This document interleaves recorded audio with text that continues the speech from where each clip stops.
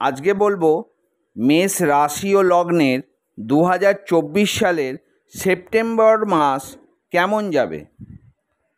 এটা একটা general prediction, কারোর পার্সোনাল প্রেডিকশান নয়।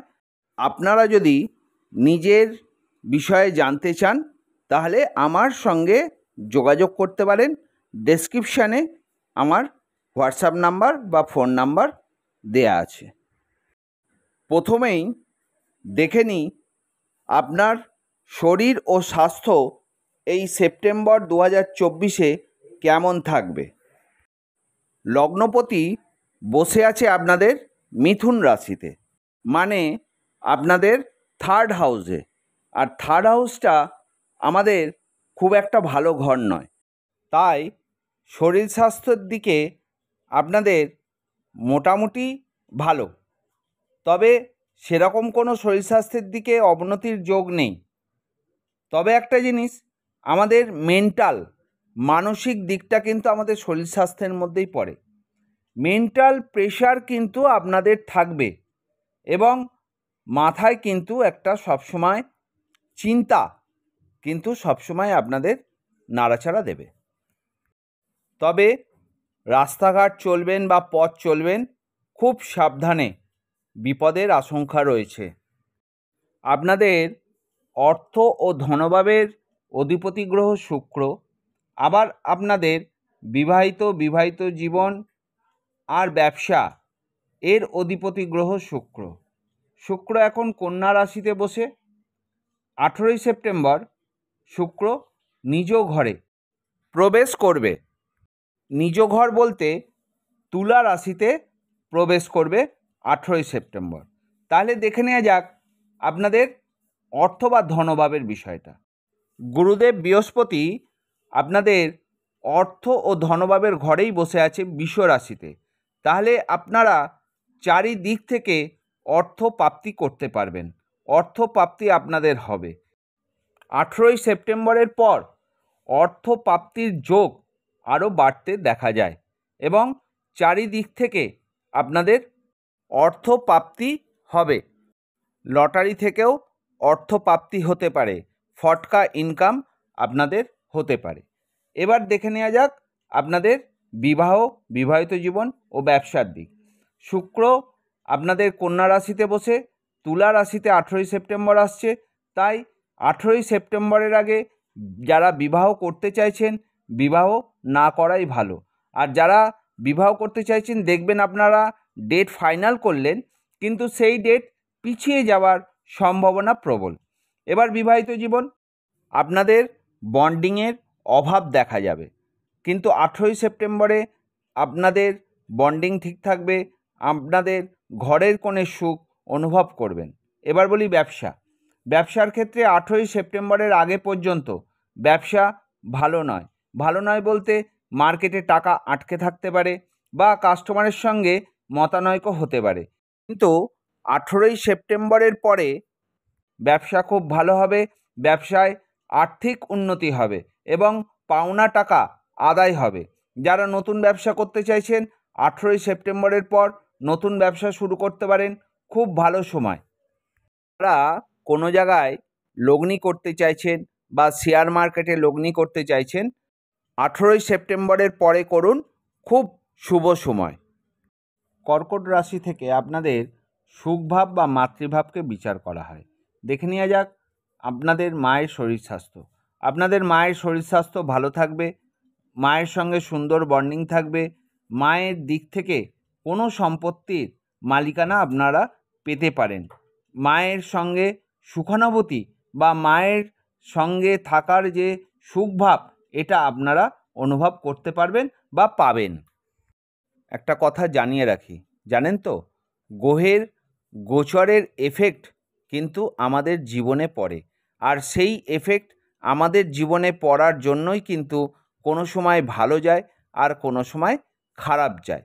অতএব গ্রহের এফেক্ট আমাদের শরীরে বা আমাদের জীবনে কিছু না কিছু প্রভাব বিস্তার করে। আমার চ্যানেলে যারা নতুন, চ্যানেলটিকে অতি অবশ্যই সাবস্ক্রাইব করে দেবেন আর বেল আইকনটিকে প্রেস করে দেবেন, যাতে আগামী দিনে নতুন কোনো ভিডিও ছাড়লে প্রথম নোটিফিকেশানটি আপনার কাছে পৌঁছে যায়। আর যারা আমার চ্যানেলটিকে নিয়মিত ফলো করেন বা আমার ভিডিও দেখেন তাদেরকে জানাই অসংখ্য অসংখ্য ধন্যবাদ। আর লাইক করতে ভুলবেন না। এবার আসি আসল কথায়। এবার দেখে নেওয়া যাক সিংহ রাশি থেকে আপনাদের প্রেম, বিদ্যা ও সন্তানকে বিচার করা হয়। কিন্তু সিংহ রাশির অধিপতি রবি এখন বসে আছে আপনাদের নিজস্ব ঘরেই, সিংহ রাশিতেই বসে আছে। 16ই সেপ্টেম্বর সে চলে যাবে কন্যা রাশিতে। তাহলে প্রেমের জায়গা কেমন হতে পারে? 16ই সেপ্টেম্বরের আগে আপনাদের প্রেম খুব সুন্দর থাকবে। প্রেমের বন্ডিং মানে আপনাদের মধ্যে বন্ডিং খুব সুমধুর থাকবে।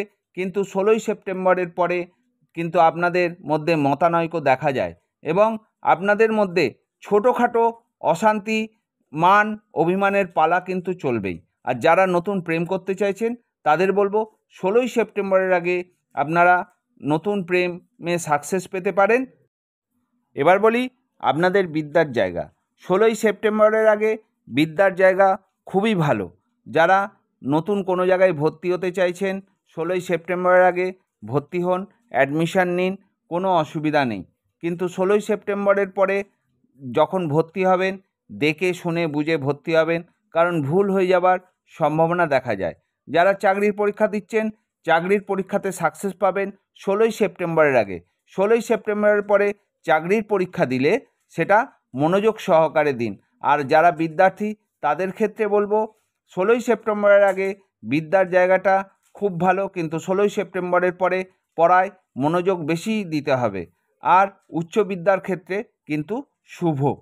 এবার বলি সন্তানের দিক। যারা সন্তান নিতে চাইছেন বা সন্তান সুখ অনেক দিন ধরে অপেক্ষা করে আছেন সন্তানের সুখের জন্য, 16ই সেপ্টেম্বরের আগে খুব ভালো সময়। আপনারা কিন্তু সন্তানের সুখ পাবেন, কিন্তু 16ই সেপ্টেম্বরের পরে সন্তানের সুখ থেকে কিন্তু আপনারা বঞ্চিত হবেন। ধনু রাশি থেকে আপনাদের ভাগ্য, পিতৃভাব বা সম্পত্তিকে বিচার করা হয়। আবার মীন রাশি থেকে আপনাদের ব্যয়কে বিচার করা হয়। আর দুটোরই অধিপতি গ্রহ হচ্ছে বৃহস্পতি। বৃহস্পতি এখন বসে আছে আপনাদের সেকেন্ড হাউসে। তাই দেখে নেওয়া যাক আপনাদের ভাগ্য। ভাগ্য আপনাদের ভালো, ভাগ্যের দ্বারা আপনারা কিছু পেতে পারেন। বন্ধু ভাগ্য কিন্তু আপনাদের ভালো। এই সময় আপনারা কোনো জায়গায় ভ্রমণে যেতে পারেন। আর বাড়িতে কোনো পুজো অর্চনা করতে পারেন। এবার দেখে নেওয়া যাক আপনাদের পিতার দিক।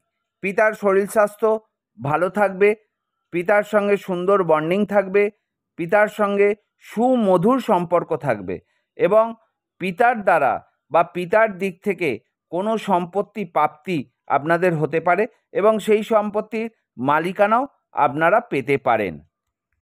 মীন রাশি থেকে বললাম আপনাদের ব্যয়কে বিচার করা হয়। সেই মীন রাশিতেই রাহু বসে আছে। তাই আপনারা যা কিছুই রোজগার করুন না কেন, অর্থ আপনাদের ব্যয় কোনো না কোনো কারণে সেই অর্থ আপনাদের সেভিংস হবে না, আপনাদের ব্যয় হয়ে যাবে। মকর রাশি থেকে আপনাদের কর্ম, আর কুম্ভ রাশি থেকে আপনাদের আয়, সফলতা ও সম্মানকে বিচার করা হয়। আর এই রাশির অধিপতি হচ্ছে শনি, এখন কুম্ভ রাশিতে বসে আছে এবং বক্রী অবস্থায় বসে আছে। তাই কর্মের দিক খুব একটা ভালো নয়। কর্মের স্থায়িত্ব আপনারা পাবেন না। কোনো সময় এই চাকরি, কোনো সময় ওই চাকরি, এরকমই আপনাদের হতে থাকবে। যারা গভর্নমেন্ট চাকরি করছেন আপনাদের ঊর্ধ্বতন ব্যক্তিদের সঙ্গে সম্পর্ক কিন্তু ভালো থাকবে না। আর যারা রাজনৈতিক ক্ষেত্রে যুক্ত তাদের জন্য বলবো সংগঠনের প্রতি জোর দিন। এবার দেখে নিই আপনাদের আয়, সফলতা ও সম্মান। কর্ম থেকেই আমরা আয় করি, কারণ কর্ম করেই তো আয় করি। তাই কর্মের যখন এরকম পজিশন, তাহলে কর্ম থেকে আয় আমাদের সেই রকম হবে না। কোনো সময় ভালো, কোনো সময় খারাপ।